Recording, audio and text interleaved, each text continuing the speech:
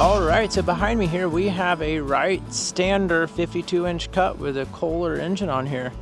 This is an old but good workhorse. These are nice little mowers. It's got the run flat tires on the front, and on the back it's got a flat tire. No, I'm just kidding. It has a tire that does go down. It's actually holding a little bit. I'll have to keep an eye on that one. So the story on this one is it needs a starter. This year is 2026. In 2024, he was running this thing, but he had to tap on the starter to get it to start. Then he didn't use it in 2025. He actually, I think, paid a guy to work on it some, but anyway, he didn't really use it. Anyhow, we get to this year and it doesn't start, it doesn't do anything, but it has a battery that's only 1 year old. The guy seemed pretty honest, and I know these are pretty quality machines, so I decided I would take a risk on it at $1,000. I think this should be worth over $2,000 running and driving. They're nice machines, so I can see the wiring's been messed with a little bit there, but the buy-in was pretty cheap for what this is. It's got defects for sure, like this parking brake on this side. Like normally you have one on each side. This one here is broken off, but it's not a huge deal if you only break one tire, so that's not like a big deal. Let's see, this fender, I guess those are been cracked or welded, but it's just a fender. Like, it's got these little things that are broken from like a higher hour machine. I could try to chase down all this stuff, but I don't think people really care that much about some of that little stuff. It's a good engine. Air filter looked pretty good.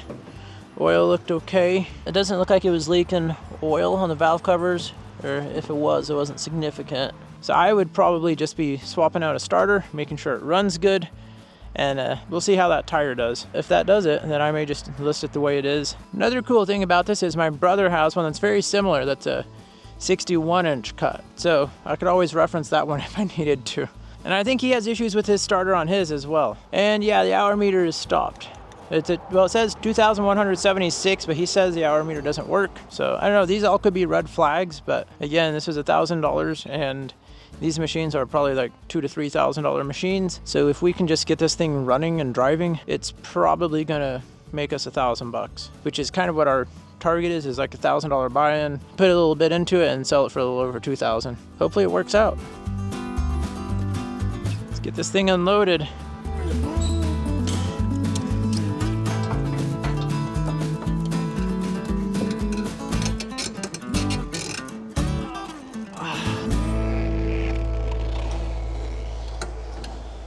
That was fun. It's an older machine, and the levers to disengage the transmissions are a little bit hard to move, so didn't really want to mess with them.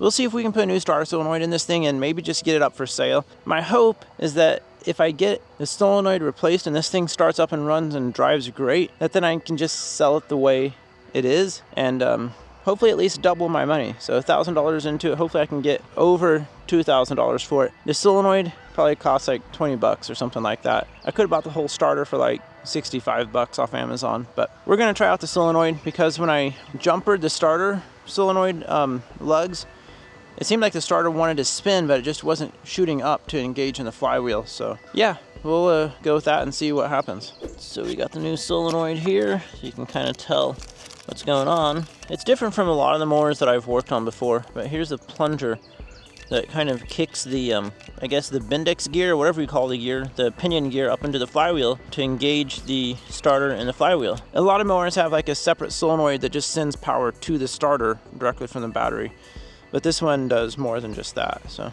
let's see if we can get that thing swapped out. It's buried down here, and the previous owner said that he was able to tap this and make it work, and then after a while he couldn't get it to work anymore. All right, we got the solenoid in there, and that was a bear. Had to disconnect this bar here on the side, which I'll show you. Got another one. Oh, there's not one like that on that side. Also had to remove the gas tank. This thing wasn't too bad, but altogether it's just a pain to get the starter in and out of there, and kind of questioning if I should have just got a new starter due to kind of how the wiring was on there and the starter. The guy who I got it from said that somebody had put a new starter on there for him, but he didn't think it was new. I think that's probably true, so I kind of wish I'd just gotten a new starter since I went to all the trouble to do that, but it is what it is. We'll see. I may still buy one, just be out the 20 bucks I spent for the solenoid. At least now I know how to get the starter swapped, but now we need to confirm that it cranks over.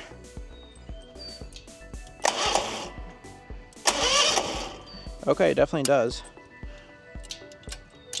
Carburetor solenoid is firing. I found a wire disconnected down there, which I think was for this carburetor solenoid. Let me pull some of this stuff off of here. I want to see if this thing will run. I'm probably going to lose sockets all over the yard if I continue this kind of stuff. I just don't have a great way of putting dead machines into the shop, especially not super heavy ones like this. All right, moment of truth. See if she runs. I sure hope so.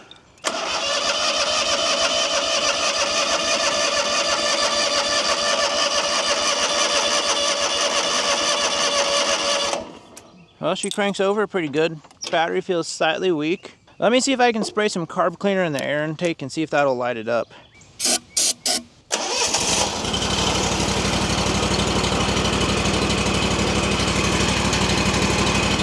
Oh yeah! Woohoo! Nice. She started right up. Maybe I had already gotten it primed up. That is cool. Oh, there's the choke down here. It had a separate choke. I didn't realize that. Okay. We can get this thing for sale.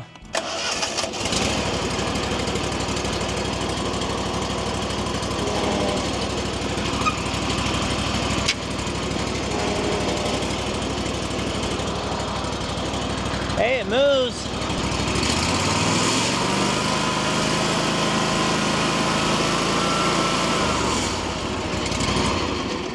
I think if it works, we should probably sell it. At this point, anything else is going to be slowing down cash flow.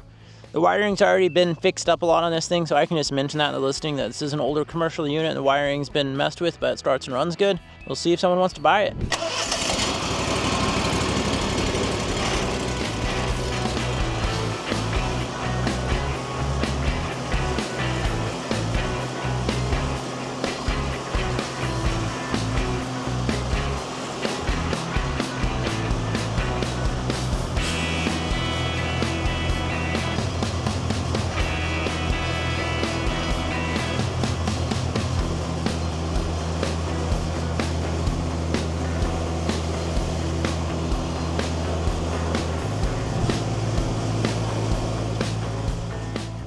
Well, that's quite the machine.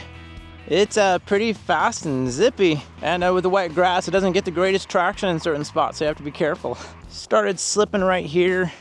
Thankfully this spot the ditch isn't that bad, but just kind of have to back up and give both wheels power forwards. That's just the way it is with zero turn stuff. Have to use a little different strategy than you would with a steering wheel mower, but it is a nice mower. I think it runs and cuts well enough that we should go ahead and list it for sale without doing any welding or anything like that. I think it'll make someone a nice machine.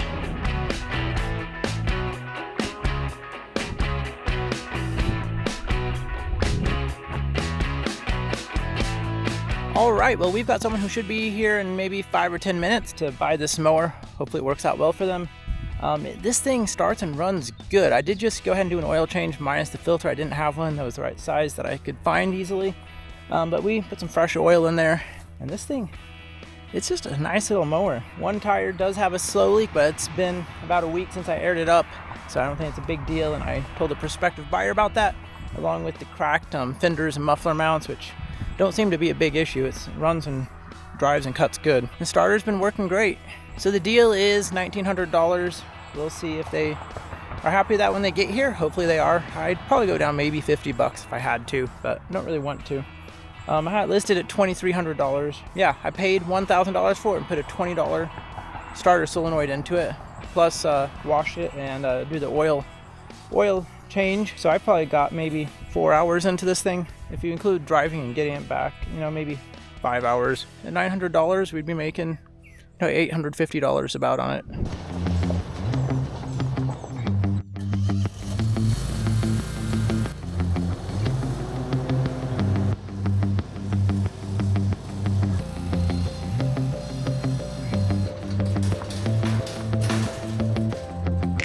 All right, well, we got $1,900 for that mower and it is gone, and it's time to move on to something else. I'm gonna miss that one. I liked it.